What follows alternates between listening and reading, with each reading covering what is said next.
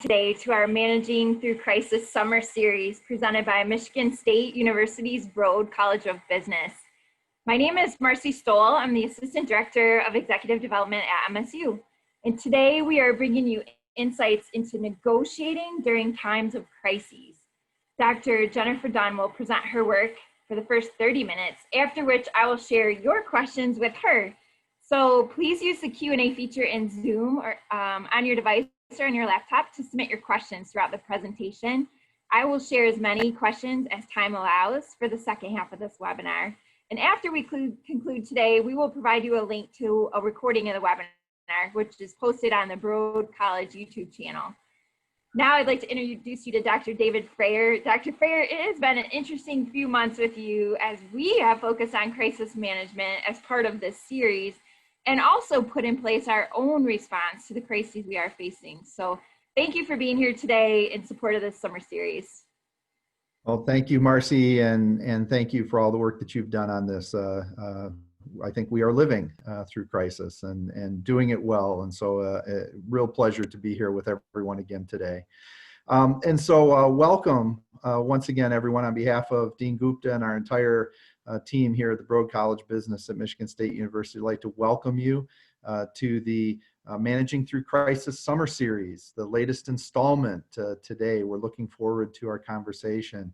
In addition to our regular guests, I'm also pleased to welcome all of the folks attending Alumni University here at Michigan State University who are joining us for today's session. So welcome to all of you. We're really excited to have been able to present this series for everyone. Our faculty team has been just incredibly gracious and excited to be able to share their insights with all of you through this series.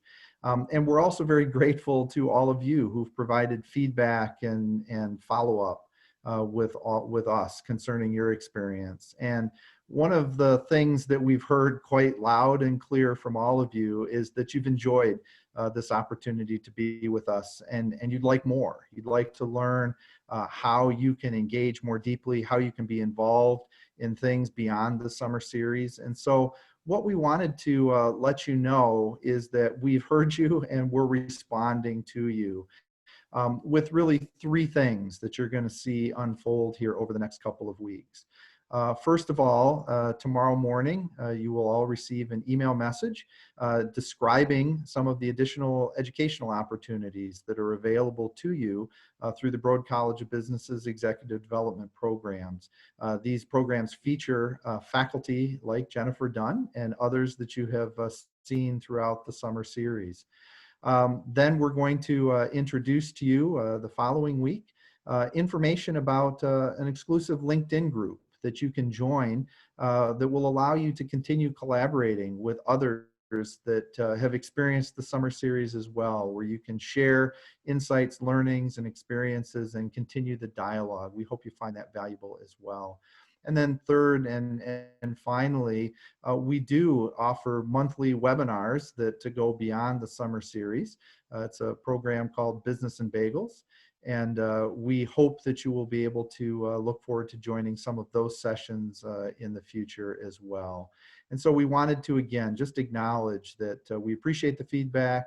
We are listening and we are responding to try and make sure you have access to the best information possible and can continue to engage and collaborate with the Broad College and our colleagues here at Michigan State University through a variety of different means.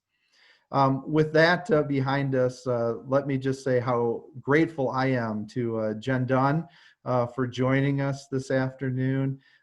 Jen Dunn is a phenomenal faculty member. She has won many awards for her teaching in our MBA and executive MBA programs. She's an extensive contributor to our executive education portfolio, both in public programs and custom programs. She does tremendous research, has a really great background that I think positions her very well to have discussion with us today about negotiation and how the world of negotiation has changed as we've continued through this pandemic. And so with that, no further ado, Jen, welcome. Thank you so much for taking time to be with us today. We look forward to hearing what you have to share with the group. All right, thanks, Dave. Thanks so much. I'm so glad to see so many people here. I really appreciate that you guys are taking the time to engage in this series and carving out that hour every week when I know it's been a really crazy time. So thank you for joining us. There's a lot that we could talk about in terms of negotiations. And so when I was thinking about how can I hone in on something that's going to be broadly relevant to a lot of people, we decided to really focus on thinking about strategies that might help us to maintain and build these important relationships that we have when we are in crisis, and crises tend to test those relationships. So that's what we're really going to focus on for today. But there's a lot of ways that we can think about negotiations and how they might be affected by crises like the pandemic. So the first thing that I wanted to highlight is that negotiations itself is a really broad concept, and it really isn't just a, hey, I'm going to buy a used TV from somebody, I want to pay less money, they want me to pay more. You know, that's a common kind of negotiation, but it's actually not the kind we're going to focus on. Whenever we think about negotiations, it can happen whenever we have two parties who have interests in the situation that conflict in some way. And we're willing to talk it through and figure out some kind of resolution.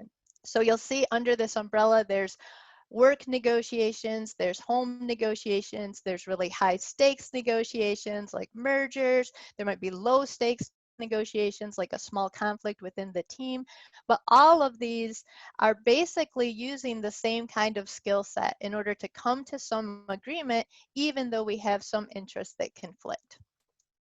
So what we're going to think about in terms of the lessons from the pandemic, this isn't necessarily new information, but the pandemic and the crises that have really come during these last few months have highlighted how important these lessons are and how much we need to make sure that we're thinking about these lessons. So the first is interdependence can really be a strength or a weakness. And we've seen this in the way people have come together to help each other get through different aspects of this crisis. You know, I've seen and heard about customers who are giving their suppliers a little bit more leeway on being able to follow through with their commitments because of the pandemic and supply chain shortages and things like that, as well as suppliers stepping up to provide hospitals with things that they need in order to help them. So we've seen ways that it can be strong, and we've seen ways that it can be weak. And when we see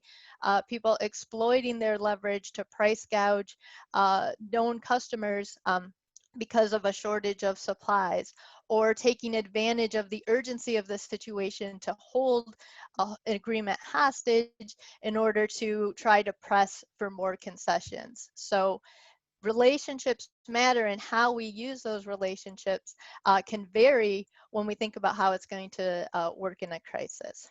Another big lesson that we've always known but has been very, very clear here is that contracts have limits, that these major forces that can completely, put a contract up in flames happen, and certainly we're amidst one of those kinds of situations now.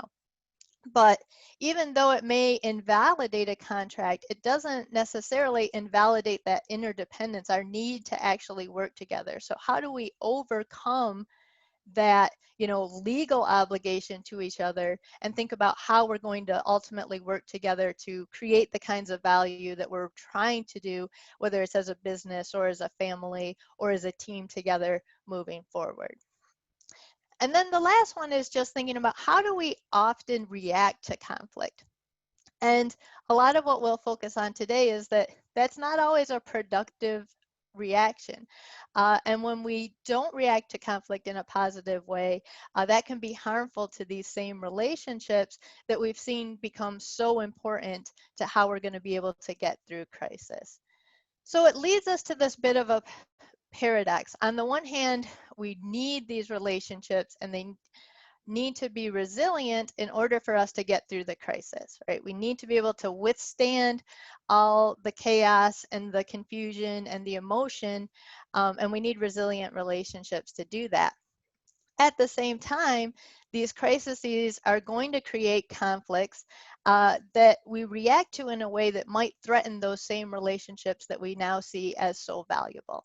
And so we want to think about how do we more productively manage those conflicts. So I just wanted to start giving a quick contrasting example. Any sports fans who've been going through since March know that there's been some long negotiations in these sports leagues to figure out how they can play again.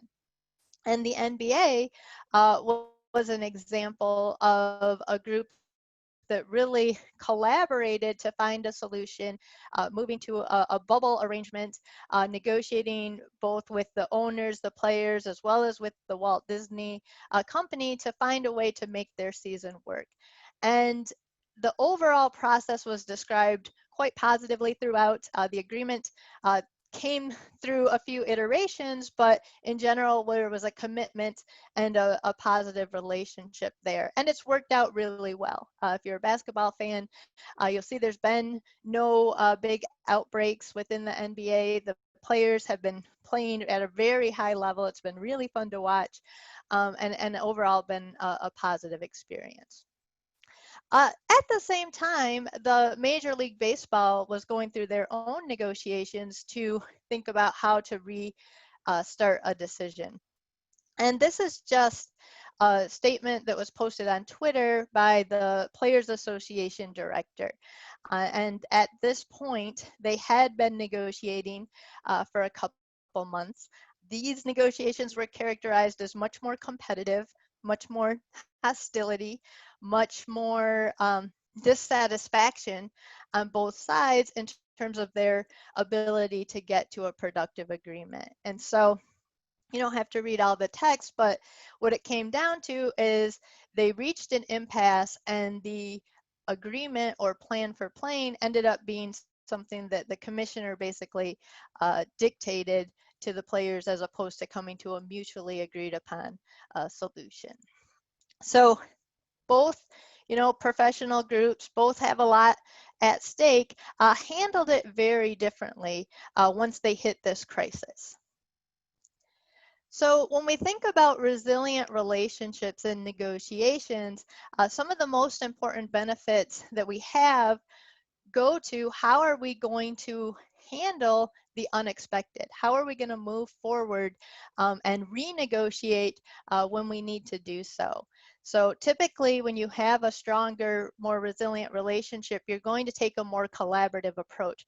Both sides will be willing to share their underlying interests and explain why it is that these things are important to them, but also be flexible in what that solution looks like. So going back to the NBA, one of the concerns for a lot of the players were that they wouldn't be able to participate in the protests that were going on that were important to them. And the NBA addressed some of that interest by having the jerseys that had statements that would allow them to express that kind of support. So trying to take that underlying interest of being a part of this particular movement and addressing that interest through a solution that could work for both sides. And also with these relationships, typically you're going to have a commitment to moving forward in the spirit of the agreement and not just the legal contract. So when we haven't been able to anticipate every single contract term, or we do hit surprises that we weren't expecting, we're still able to move forward. We're still able to find a solution that's going to work okay for both sides.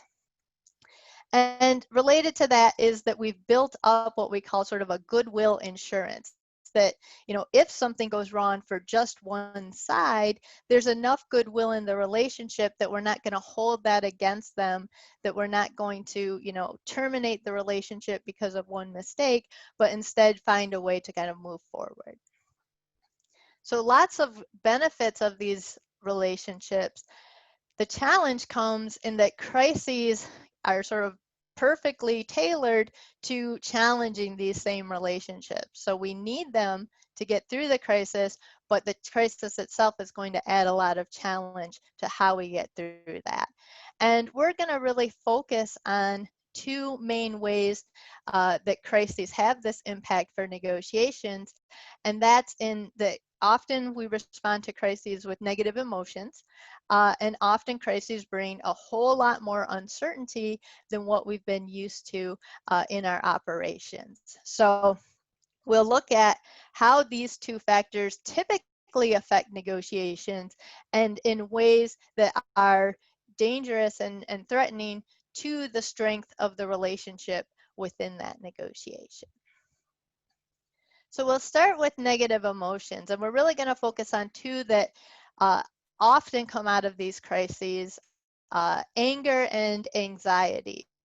So fear is sort of related to anxiety, is a stronger, more visceral reaction, but anger and anxiety will be the two that we tend to focus on. And we've heard a lot about how levels of these emotions have risen in response to the crises that we've been in. So here's some ways that anger has a negative influence on on negotiations that I want you to keep in mind, because if we understand how these emotions are impacting our negotiations, we're going to do a better job of thinking about what we can do to loosen that impact. So the first is that anger leads us to make what we call attribution errors, and a specific direction of that error is that we think that when the other side has done something, that it means negative things about their character. So here the example is, they didn't follow through on something that they had promised, right? We could attribute that to, well, it's been a really stressful time. Well, we forgot to remind them of it. Or we could say it's because they have a character flaw, that they're an unreliable person. It's who they are, it's what they do, and now we've labeled them in that way as sort of a permanent thing as opposed to a situational problem. The second is that anger can reduce trust, and that's true obviously if we're angry at the person. So if we've just decided that they're an unreliable person or they're an untrustworthy liar of a person, that's certainly going to affect our trust in them.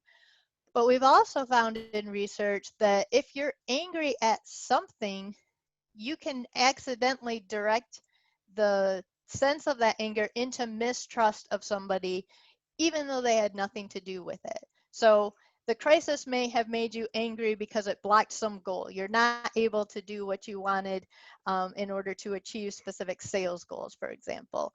And you may be angry about that, and you might use that anger against somebody that had nothing to do with the outcomes that you're dealing with. So we see this affect negotiations in terms of that, how willing are we to be open and share our information? How flexible are we willing to be? If we're trusting, we're willing to do that in a collaborative way. But if we're low on trust, then we start to be much more selective about information, and we are much more suspicious of solutions that we didn't think of that the other side's proposing as ways to resolve the problem. And the last one here is that anger elicits aggression and what we call a focus on negative leverage. Negative leverage is where can we harm the other side, kind of coerce them into doing what we want because they're going to get hurt if they don't. And so we have a list of examples here of what are different forms of negative leverage that we might use. We're much more prone to use this kind of strategy if we're angry and we feel that need to, punish or force the other side into our way. And as the last bullet there points out, is that's usually not something that's well received and often escalates the conflict. If we're trying to hurt them, well, they'll just try to hurt us back.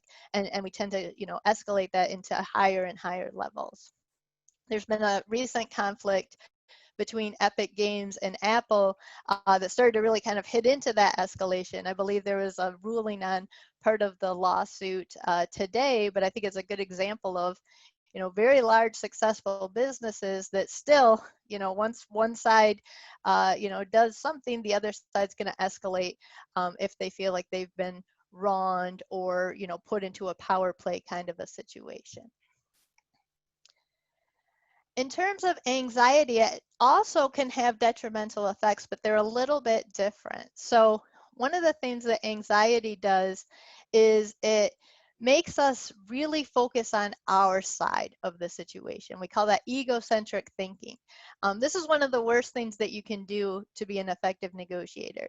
The thing that most negotiation professors will emphasize is you have to see things from the other side's perspective. You have to really think about what the other side's interests are, what constraints they might be under, and so on. When we're anxious, we have a harder time doing that. We tend to think more about our view and project that view onto the other side. The other thing that anxiety does is it makes us uncomfortable dealing with conflict and trying to negotiate through the kind of problems that we probably need to address. So one is that we'll ignore the problem altogether.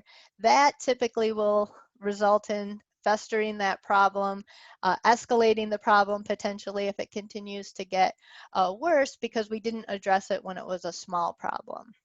The other thing that happens is we'll engage in the negotiation, but we're so desperate to get it over with that we'll be very accommodating and just give in to the solution the other side has, even though it's not satisfying to us.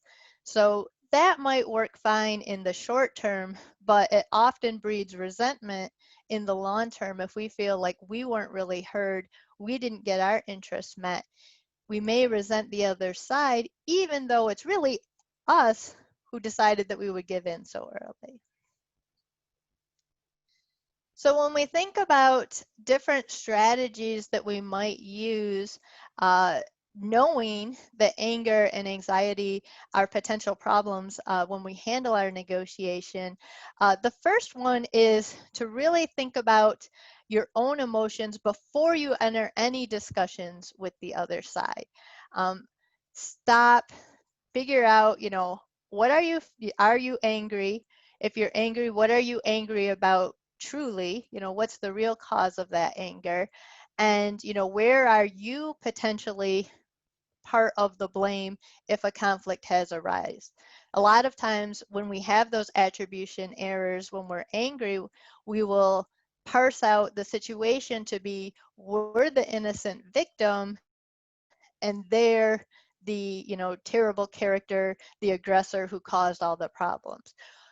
If we take the time to stop to think about the real situation, then we can sort of see, okay, to be fair, we could have done this better, or I could see how they might have taken this the wrong way. And so you just want to sort of recognize where maybe you played a role in that conflict. The other thing you want to make sure that you do before you start that conversation is make really clear to yourself what it is you actually want out of the situation. What are your real interests, right? Our anger-led interests might be punish them, get revenge. Our anxiety-led interest might be get out of the situation, as fast as possible. But what do we really want? If we stop and pause and try to think independently of those feelings, and try to focus on those real interests. Once we have our own sort of house in order in that way, we can think about talking to the other side. And I can't overemphasize the importance of how we start that conversation, especially if we expect that there's going to be anxiety or anger or negative emotions surrounding the conflict that we need to address. So when we think about how to properly frame the problem and upfront to try to encourage collaboration and openness and flexibility, there's 3 criteria that I would really emphasize in doing that. The first is that you're defining the problem in a way that both sides would say, yes, that's why we're here. That it's not a one-sided, egocentric view of the situation, but is really encompassing what both sides would see as the problem to resolve. The second is that you reframe it from problem, the state that we might be in right now, to where we want to be. How can we work together in order to find a way to solve this issue so that we can both continue to, be profitable or we can withstand the next 3 months of this shutdown, whatever it might be. But you're setting it up as a goal that you're aspiring to, as opposed to getting focused on the negative that you're existing in right now. And then that last one is depersonalized, is making sure that it isn't about who did what and who deserves the blame for the situation, but really how are we going to resolve it for moving forward. So those are, again, are just the first couple sentences that you might say when you sit down to think about what we're going to talk about in this discussion. The next thing, which William Ury calls stepping to their side, is in practice one of the things that I've heard from probably more students than any other tactic, that this is so helpful to diffusing the emotions in the situation. So hopefully you've already worked on some of your own emotions. This is an opportunity to really help to diffuse the other side's emotions. Let them vent a bit, listen to what they're saying. And by that, I don't mean, purse your lips, barely able to contain yourself from bursting out about how wrong they are, but really give yourself that, permission to just openly listen to what they have to say with a sort of intention of curiosity, of really trying to understand where they're coming from. You don't have to give validity to everything they say, but where you do agree, it's helpful to acknowledge, the validity there. Like, you may just say, I can see that this was really upsetting to you. That in itself can be a huge win for them. Or you can acknowledge expertise that they're bringing to the table. And then you may, having thought about your role in the conflict and having heard how they've seen the conflict, you may realize that, yeah, you did something wrong.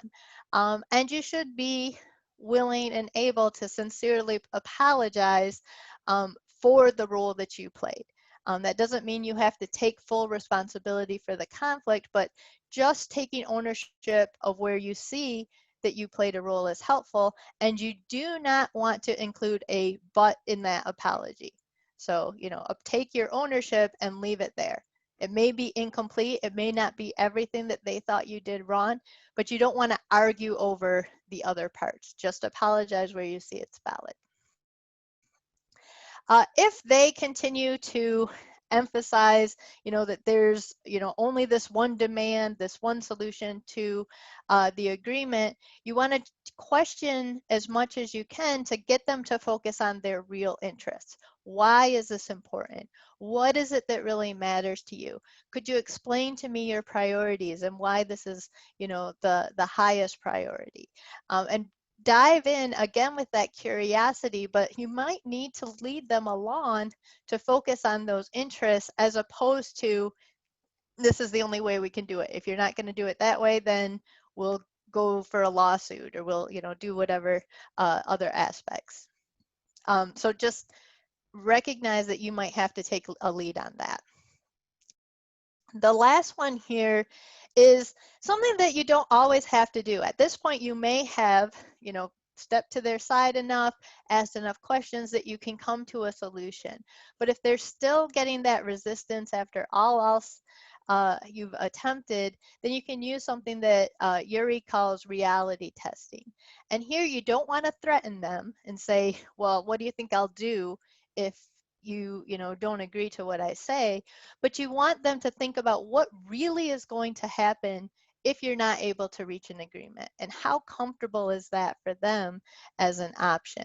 So one of the challenges that we have in this crisis is that a lot of the negotiations that we're doing are about losses, and everybody has to take a loss on the situation. Reality testing can be helpful to reframe where our reference point is. Back to normal isn't an option in a lot of cases. And so we don't want the other side to be hung up on, not being willing to agree because they want to get back to normal. You want them to think about what's the real other option, what's really on the table as potential alternatives. So uncertainty is definitely not independent of these negative emotions. These are absolutely interacting with each other. But I separated them out just because I think uncertainty leads to not just emotional reactions, but also some cognitive biases that can lead to challenges as we try to come to a good negotiation solution. So one of the things that a lot of people carry is what's called intolerance for uncertainty. And I think I'm a card carrying member of that group.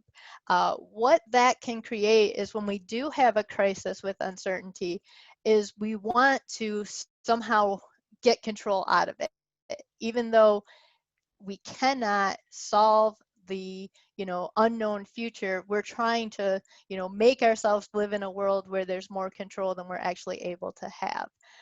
And when we do that, what we might see in negotiations is that we push for early commitments. So, the pandemic really hit the United States in March, and we see a push to make commitments about how we're going to deal with it in March before we know much of anything about how the consequences and the extent of the situation is going to be.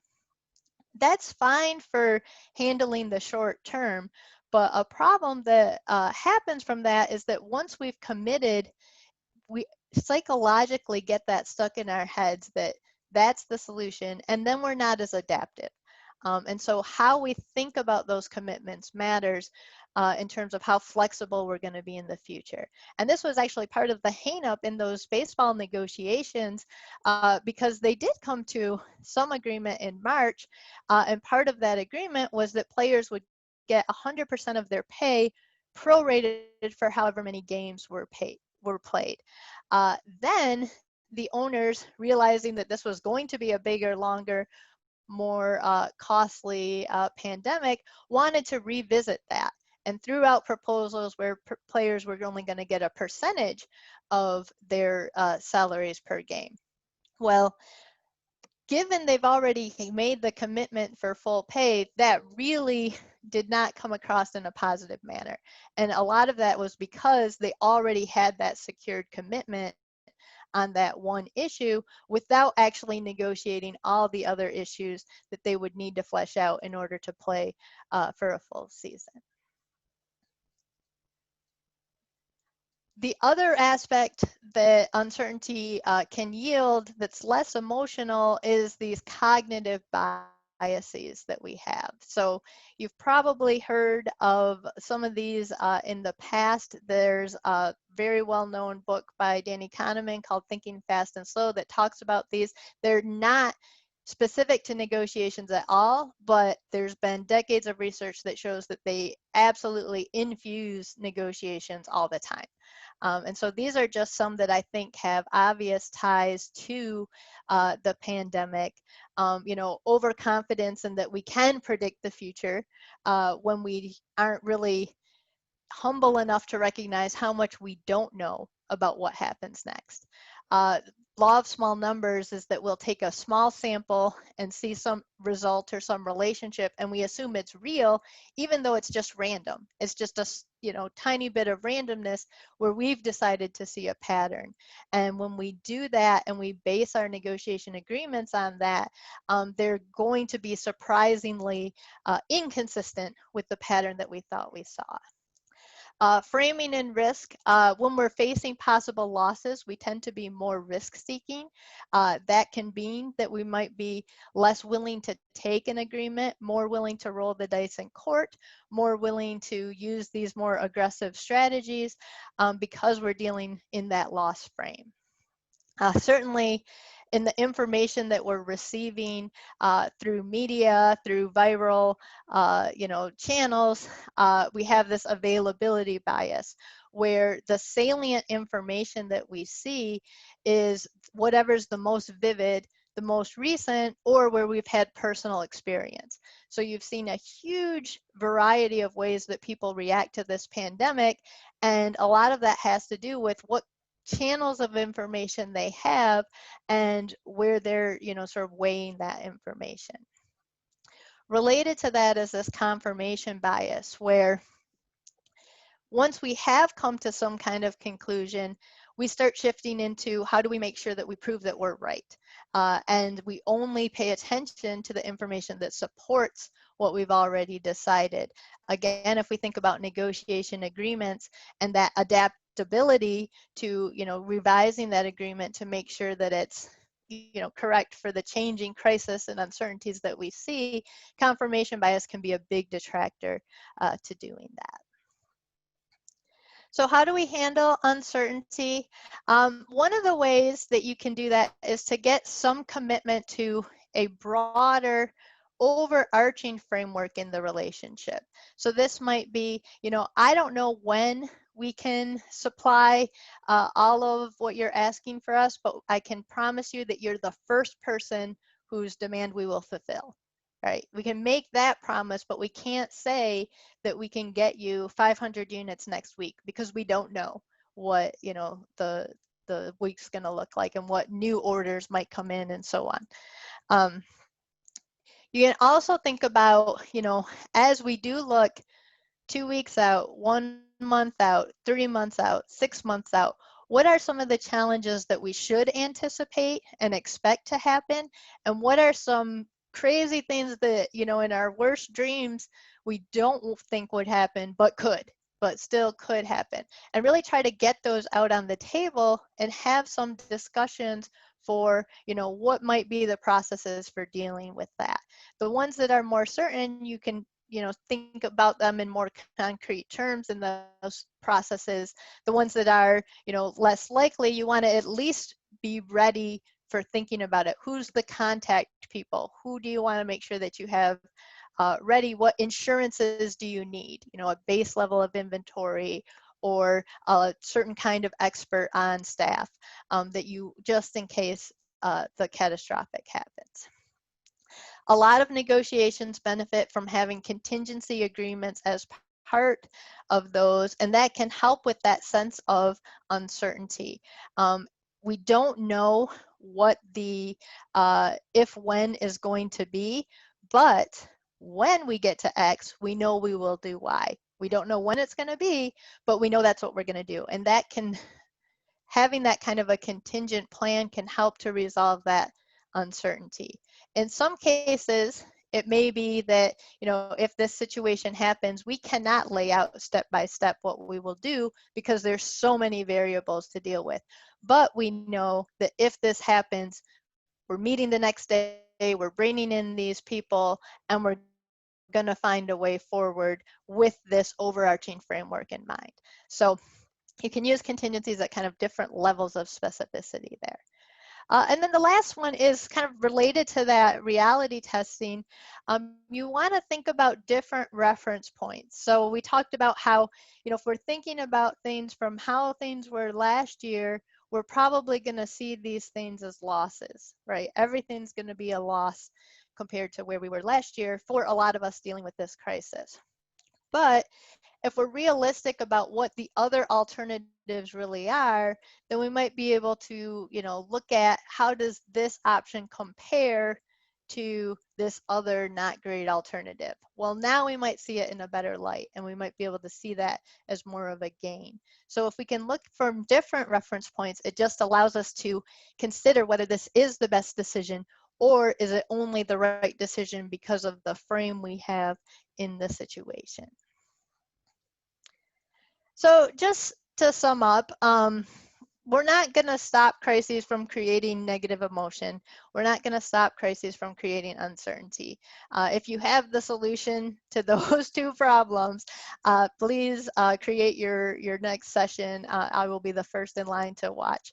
But we can recognize that these have harmful impacts on our negotiations, that have potentially harmful impacts on our relationships. And so we can deliberately identify ways that we can mitigate some of that impact to protect our relationships and hopefully strengthen those relationships so that that relationship is resilient and ready when we need it for that next crisis.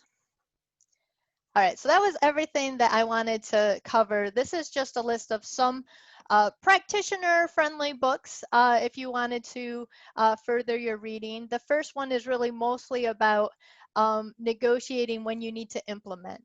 And so how do you think about implementation-based negotiations? The second one is that Thinking Fast and Slow. It's about cognitive biases in general, but most of those do relate to negotiations. Thompson's is a little bit more textbook-like, but it's definitely accessible, and it talks about how emotions and decision-making impact negotiation. And then Getting Past No is the one that really focuses on managing those emotions, both your own emotions as well as the emotions of the person across the table. So I do recommend those as a good starting point if you're looking for further resources. So with that, I'll turn it back to Marcie. Thank you. Much to think about in that, and especially as we're working in this new world with multiple crises occurring at the same time, coupled with having to work in a virtual setting. We're shifting both the volume of complexity and also using a new environment to negotiate. So I have some questions for you from the audience. The first one is about trust. Okay. So as I mentioned, there's much in our current world that can be upsetting, that is upsetting to people.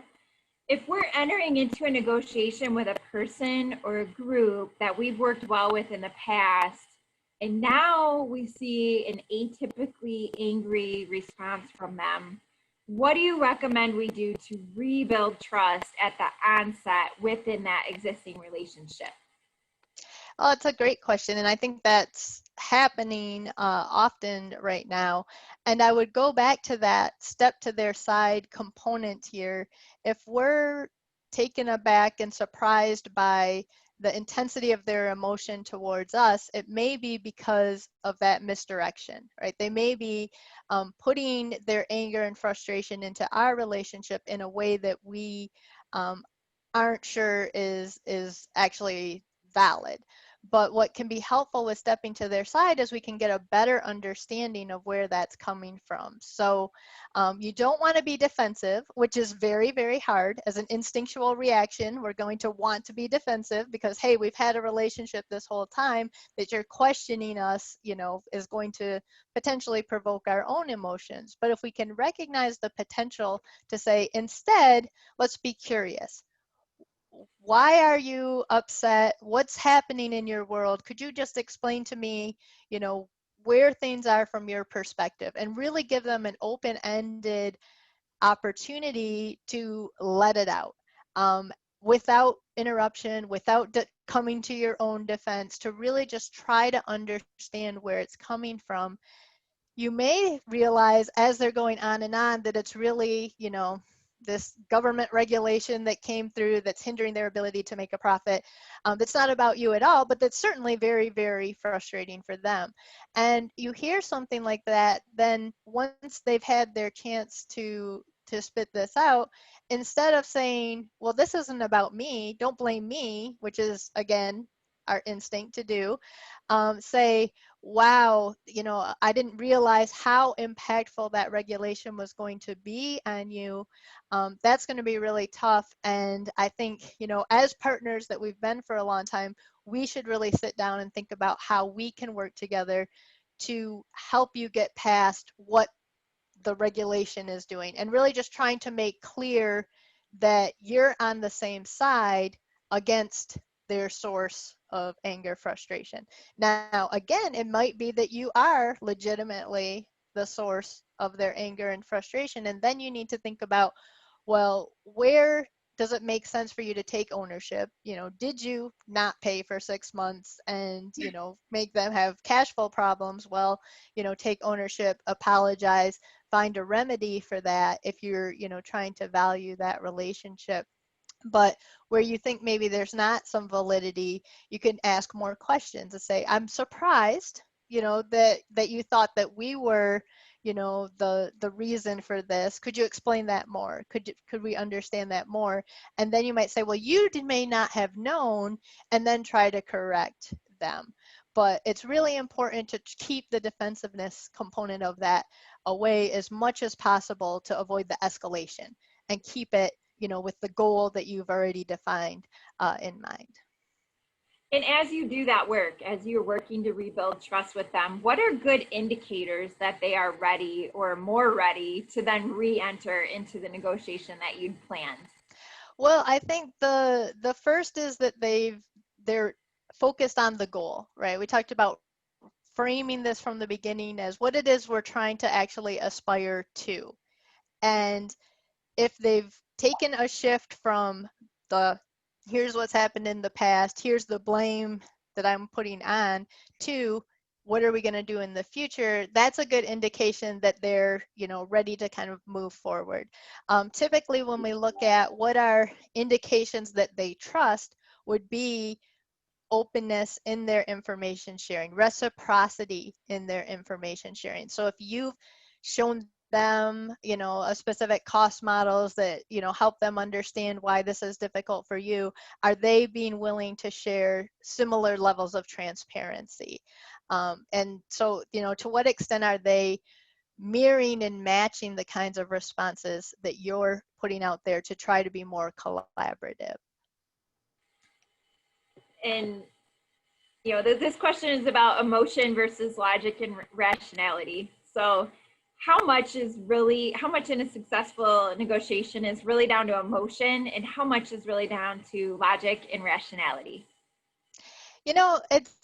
I would say that I've never seen a negotiation that's independent of either, as long as it's between human beings and not, the sort of AI robots kind of situation.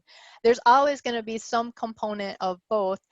The mixture is really going to depend on the context that you're in. Some are going to be almost exclusively emotion, 90% emotion, 10% logic. You might think, something like how we're going to handle the funeral arrangements of our, beloved mother might be, that kind of a situation, versus one that's almost entirely logic, but still has an emotional piece, because there's, issues of egos, did I do well? Do I feel satisfied? Do I feel like I was taken advantage of? The more that we can use logic to kind of get those feelings to be mitigated, the easier it is. When we're talking about conflict and we're talking about loss, I would say the emotion part is going to be a bigger component, even of very logical negotiations. Anytime we're dealing with losses and uncertainties and things like that, it's going to up the typical emotion level to something higher than what you might be used to. One more question in this topic, on negative emotions or how emotions impact negotiations, is related to resilience.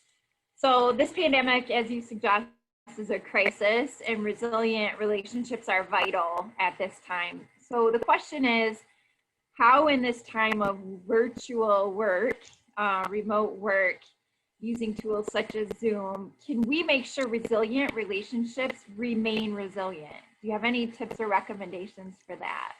Yeah, I think one of the things that we need to do is not just communicate when we are in crisis or when we need to come to this solution, but some of that, just touching base for 10 minutes, reaching out if we saw that something impacted our supplier company that might not be directly related to the situation that we're in, but we might reach out and say, hey, I saw in the news, that this issue happened. How are you guys faring? How are things going? And trying to show that you are concerned about the relationship independent of, we need to make this decision right now.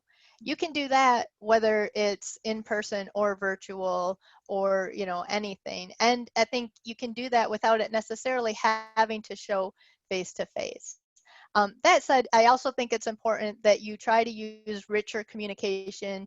You can't be face to face, but a video and being able to see nonverbals also will help to, show that you're sincere in demonstrating that concern, and that it's not sort of an auto scheduled email that you sent out, asking how they're doing. So invest in both. Making sure that you have as rich of communication as you can, but also showing in those little moments that you are thinking of that person, that you are concerned beyond just how what happens to them affects you individually. And I know being in Zoom is not a crisis. I readily acknowledge that. I did just want to ask one more question about Zoom, and then I'm going to go back to talking about teams and how we can help them or large groups as they transition to handling crisis. So the last question on working in a remote environment is, what do you recommend a person do if they're transitioning to the bargaining phase in a virtual setting? I feel like there's things that are missing that you naturally pick up on when you're in a room or an area, a larger space with the people or group that you're negotiating with. What can we do to prepare ourselves to do the bargaining phase in a virtual setting? Yeah, that's a great question, and I think it is one of the bigger challenges that we have. I think first, anticipating that it's going to be harder is probably putting more time aside for that process.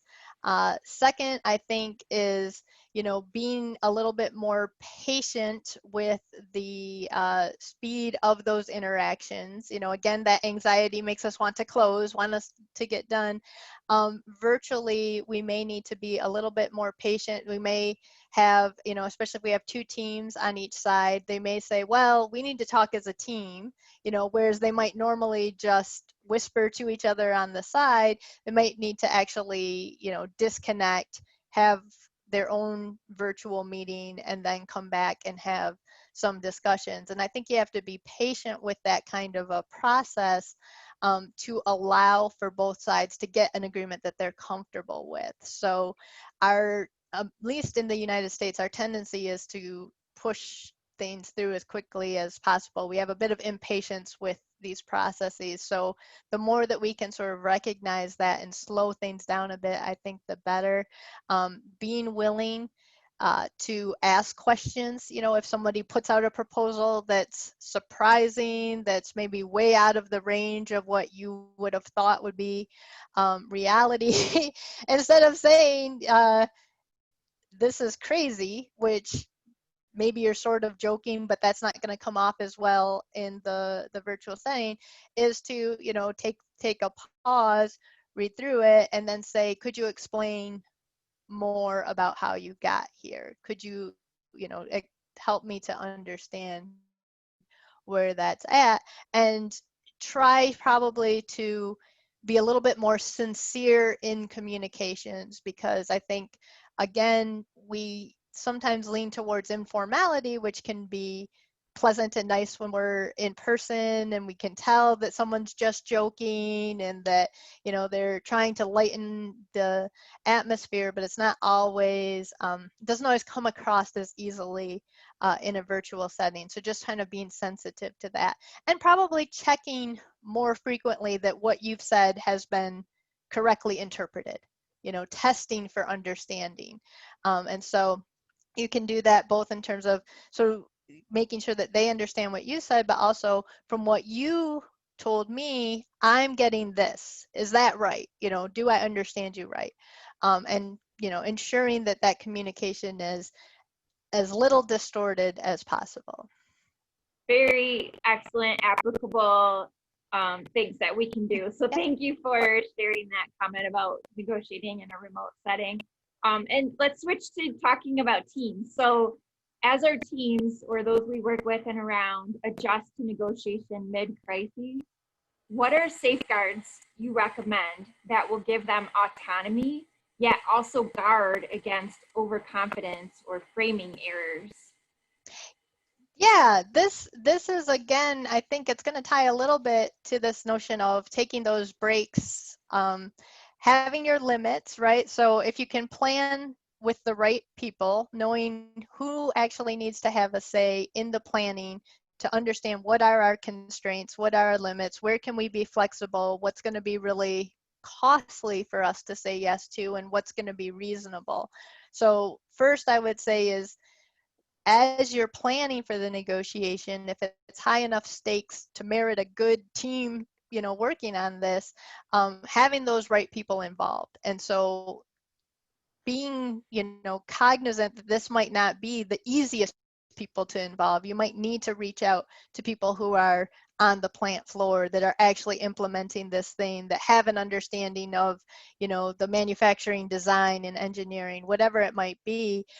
Bringing that input in to truly best understand before you get to the table where it is that you can move and not move, where you're likely to be overconfident about how things are going to go, given what people have seen in the past. So that diverse team can be especially helpful in that planning stage.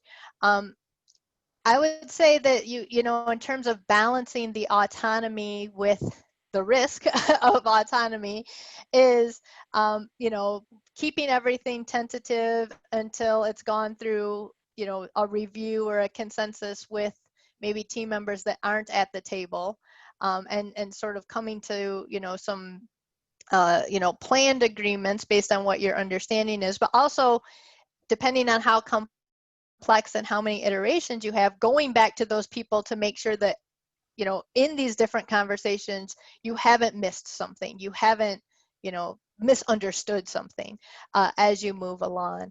But I think that if it's high stakes enough to have a team, there should be, you know, multiple diverse people who are representing the factors that are going to cause it to be valuable or not valuable in terms of a deal. I think that's probably the most important part, is who is on that team, and then they can come to some consensus together about what are the trips for asking for more input, for getting review and things like that, so they feel like it's been an autonomous process because they've been involved in agreeing to what that oversight would look like. I'm going to slip one question in here. Sure. There was a good one that came in on back to the negative emotion and how to manage that. This person asks, how do you handle anger or hostility when it's displayed as a tactic? So yes, there's some research that shows that people who show anger in negotiations will get better results in the very short term. They will get people to give in, and then people do not want to work with them again.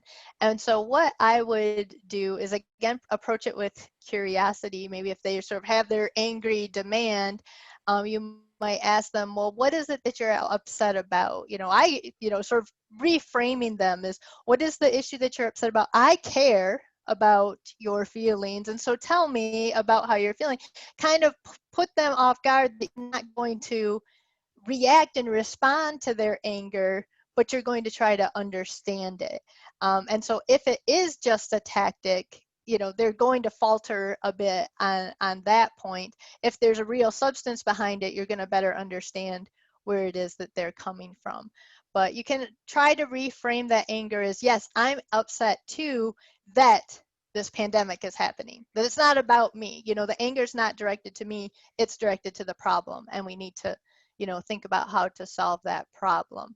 So knowing that people use it as a tactic can be helpful to not take it personally, but you still need to, I wouldn't immediately address it as, hey, I know you're using this as a tactic, but take a more questioning, curious approach to, you know, could you explain it to me as this innocent person who cares about your feelings kind of approach, to sort of put the onus on them to prove that there's justification behind that anger.